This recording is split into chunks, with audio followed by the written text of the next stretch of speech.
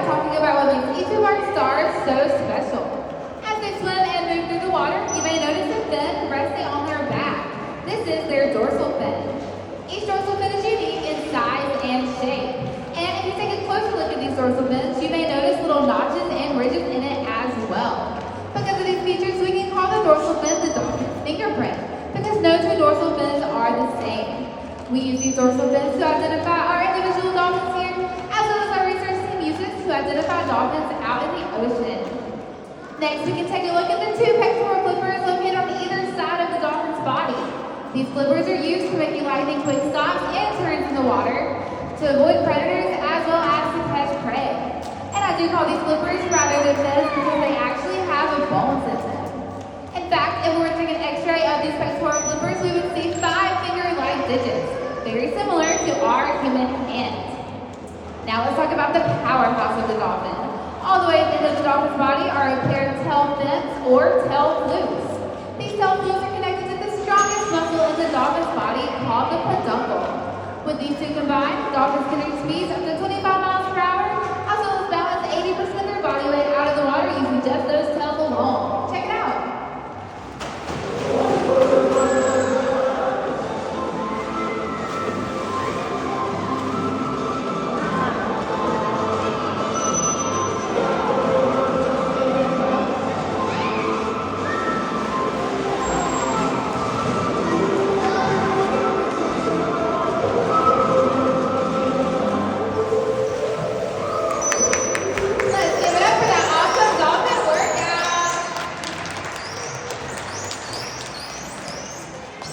Next, we can talk about all the sounds you hear coming from our dolphins.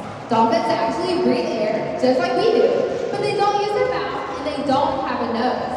Instead, they use the hole located on the top of their head or melon.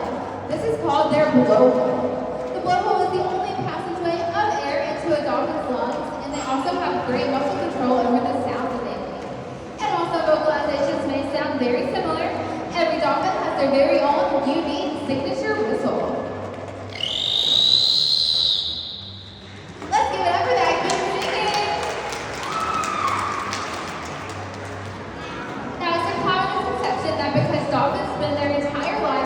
That they are a fish. But no, these guys are mammals just like you and I, so we actually share some things in common with them. We can start by talking about how all mammals are warm-blooded. Dolphins maintain an internal core body temperature of between 96 and 98 degrees, which is very similar to our own. Next, we can talk about how all mammals give live birth. And dolphins are no exception to this. If you take a look at the bellies of our dolphins today, you may notice an indentation in the middle. This is actually their belly button. And that leads us to the next characteristic, which is that all mammals nurse their young with milk. And dolphins actually have a very special adaptation to do so. If you take a look at the tongues of our dolphins, you may notice little fringes along the sides. Cats are able to interlock these fringes to create underwater drinking straw.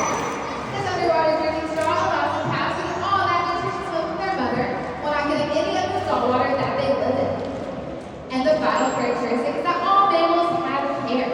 Now, I know this may sound a little bit crazy because we definitely don't see any fuzzy or furry dolphins in our pool today, but that's because they don't have any hair right now. Dolphins are born with hair in the form of whiskers. Cats can use these whiskers to navigate their surroundings as well as to find their nurse from their mother. Once they have these things figured out, these whiskers fall off after the first few days of life, leaving us with the hairless dolphins that we see today. But if we take a close look at the rostrum of our dolphins, you may notice little freckles. These freckles are actually permanent of where these whiskers once were. Now, a common question we get asked here as trainers at Ocean Adventures is, how do you train your animals? Everything we ask these guys to do is voluntary. We would not want to be forced to do something we don't want to do, and our animals are no exception to this.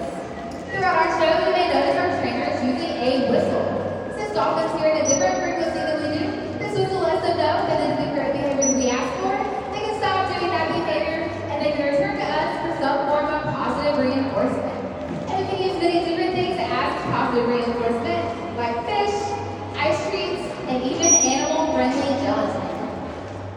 One of the most important parts of our jobs as trainers here is enriching our animals' daily lives as much as possible.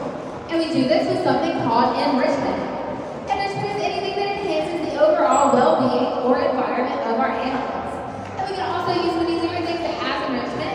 listening to music and having dance parties, hanging out with their favorite trainers and learning new behaviors, and sometimes even meeting new people.